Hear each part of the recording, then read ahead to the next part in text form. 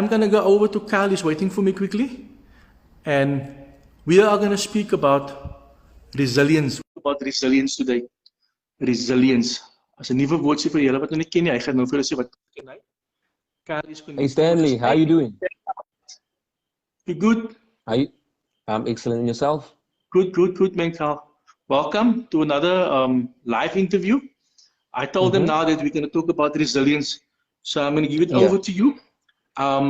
Just tell them the meaning of that word, resilience. It's a powerful word.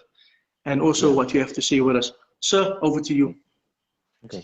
So what is resilience? Okay. Resilience is our ability to keep going, to get up when we are knocked down. When life knocks us down, because life is going to knock us down, we are going to face obstacles, challenges, adversity. I mean, many people in the Cape Flats or globally right now are going through a tough time. And it's even now more important to step into and embody resilience. So resilience is basically the act of being able to pull yourself up and say, you know what, I can rise above the circumstances. I am not a victim to where I am right now, because many of us feel like we are a victim to our circumstances. We unfortunately got dealt a bad hand at life or blows at life, and now we don't know how to really or what to really do. We feel powerless. So to truly gain your power back, you need to claim victory over your adversity, okay? Instead of being a victim, we want to switch to claiming victory over that. And how you do that is to tell yourself that, you know what, I'll go one last time, okay? Or I won't stop until I get there.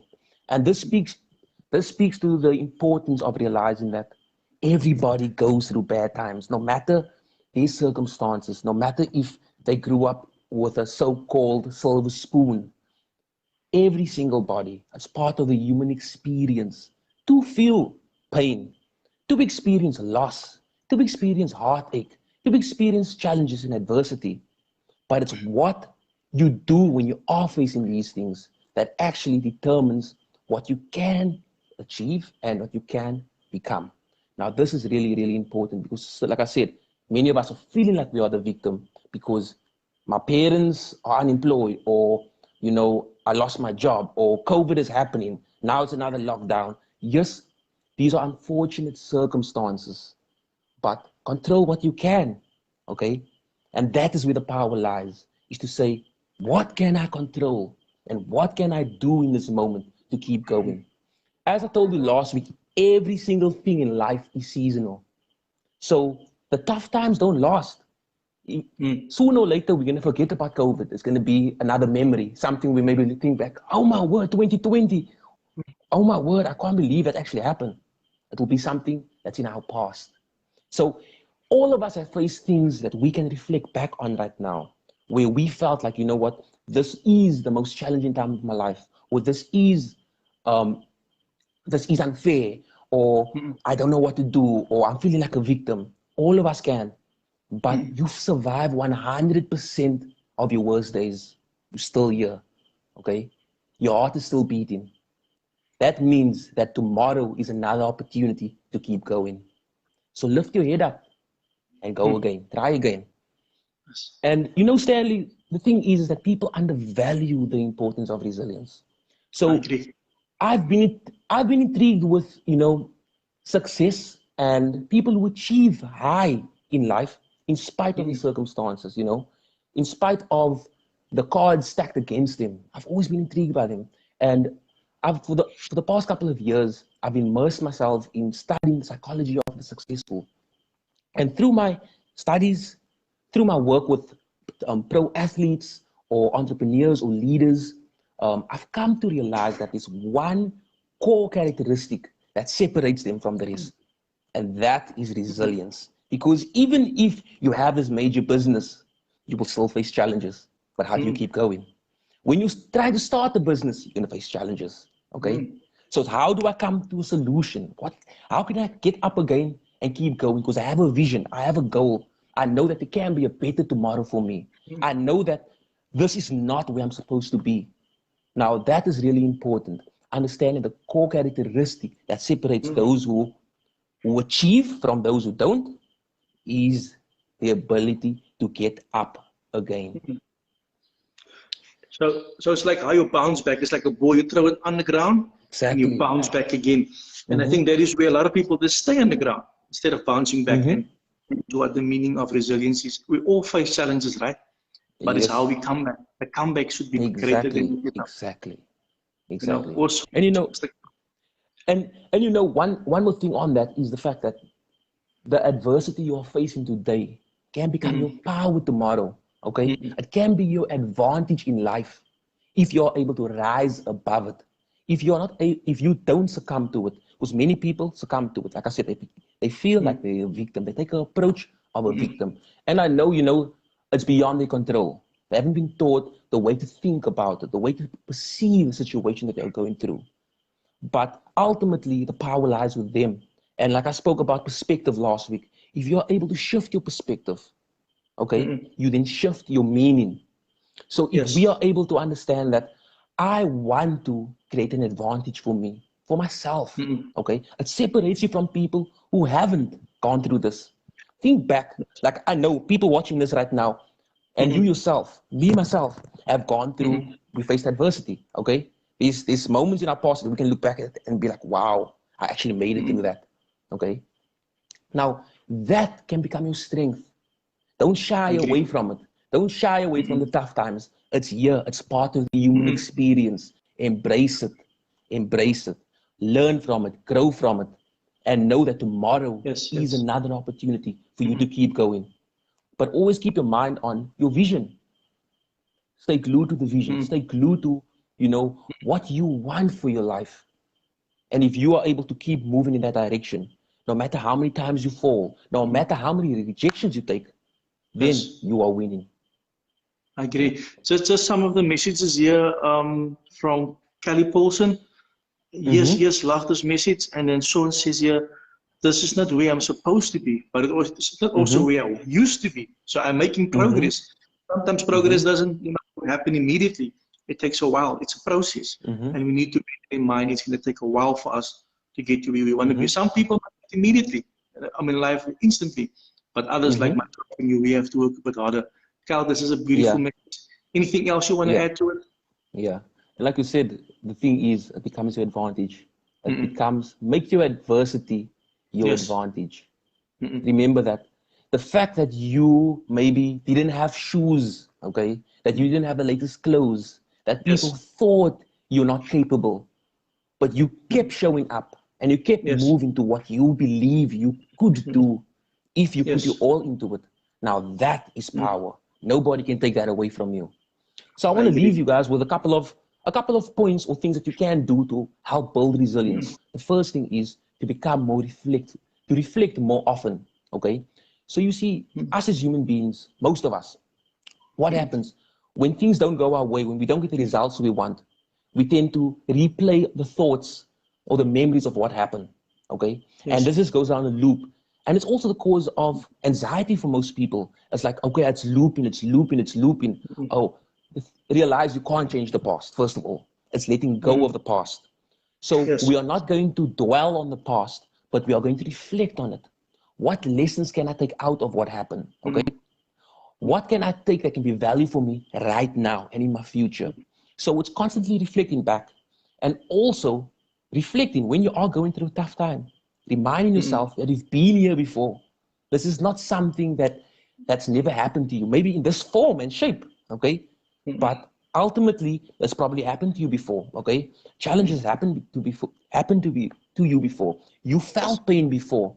You felt what it is to feel heartache, to cry, okay? Yes. But you also discovered what it is to smile after that again, to have joy. So reflect, to remind yourself that, you know what, this is not going to last forever, that everything is seasonal. So reflecting, reminding yourself that everything is seasonal. And then the third point is, when you are feeling like, somehow my circumstances right now is too difficult for me, it feels like I can't keep going for what I want, or I feel like I'm being the victim right now, that I have no control. Then what you can do is take a bird's eye view of yourself, because we always view life through our eyes, okay? Now, if we can just say, you know what, imagine there's a bird on top of me, and looking at me going through my daily life, looking at me stressing now, what would that bird tell you? Okay. What message would that bird tell you? And use kind words and speak to yourself and tell yourself, that's okay. That's okay. Sometimes you have to remind yourself that it's okay. The thing that you're worried about so much is not the end. Like I mentioned earlier, you've survived 100% of your worst days. And when you don't survive it, that's the end. Okay, you're no longer alive. Your heart is no longer beating.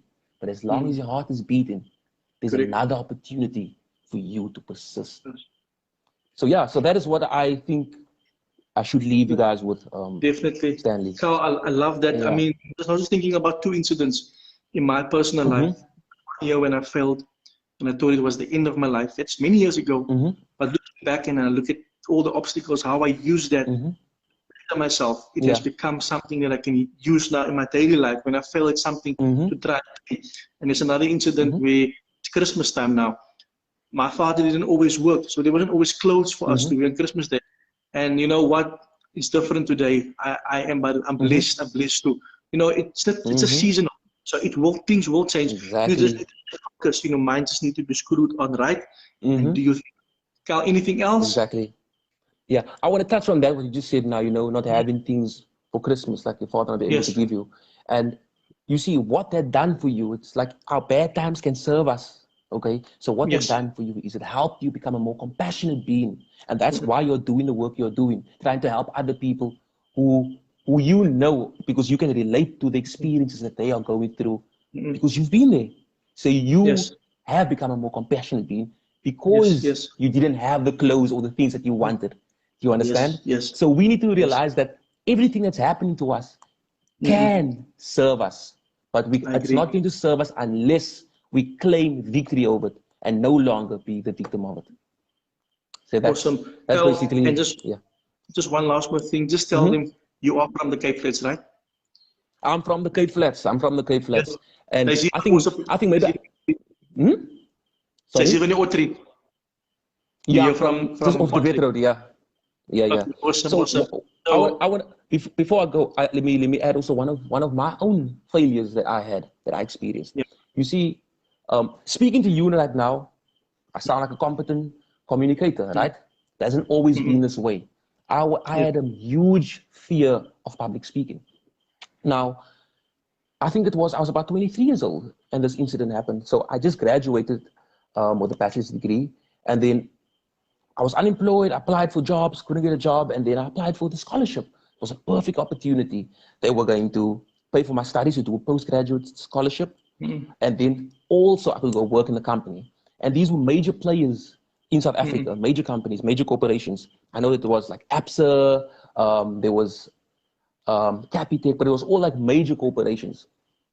So I was pre-selected. It was a group of I think about 30 of us who were pre-selected to go and pitch for this. So we already got it basically. All we needed to do is say why we deserve it.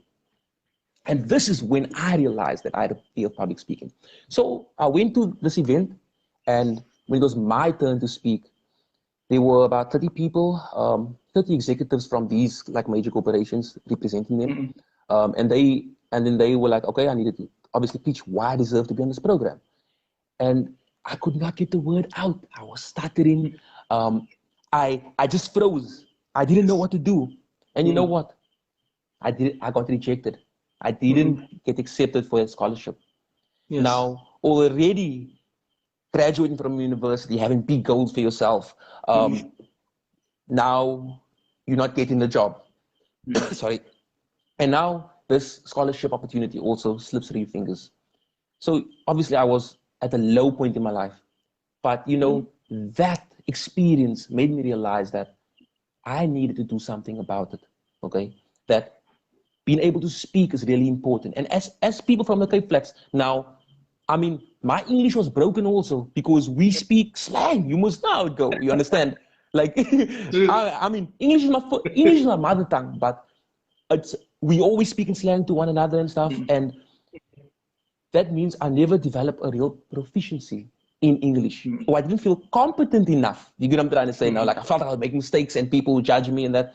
And I decided, you know what, in that moment to pull myself up and pick myself up and start learning to become an effective communicator. And it's possible for every single one of us, okay? But that speaks to resilience. It speaks to resilience. I could just back down and say, you know what, I'll never be capable of doing something like this. And that was a low point in my life, but that low point serves me today. It serves me today because I know what it is not to get what you want. I know what it is not to have the things your friends have, okay? But you keep fighting, you keep fighting. Every single day is an opportunity for you to become and step into what you have on your heart. Yeah. So thank you. I know it was a mouthful, but yeah. You needed to actually say it. So yeah, let me just say here, Fatima, so 'n bietjie moet van Cape Flats is met van Cape Flats. So yeah, no, you know, we have got a lot of people on the Cape Flats that have the talent. We just need to motivate them. And with you know, slopes like this, we want to reach out to our young people. We want to tell them about things that we face, the challenges that we face. Because if we could do it, if we could do it, anybody else could do it. Some of us made it now to the top, but some of us didn't. We have a decent 9 to 5 job, and that is a key, you know, to work hard to get to where you want to be in life. Mr. Daniels, I see you next week. We're gonna talk next week again. I think the people love you, sir, and we need to give them more of you. And thank you very much, everybody, for talking to us. I just want to read some of the comments here. Sean Martin says, "Keep fighting." Bradley Smith says, "I also used to live in Ottery, watching from Essex, England. You are a brilliant motivational speaker." Thank you, Bradley. Eldriano, Eugene, my people salute. And then Akif. Thank you, guys. There we go. Guys, you must have an awesome afternoon. Kyle, thank you very much. We'll catch up next week again. Same place, same time.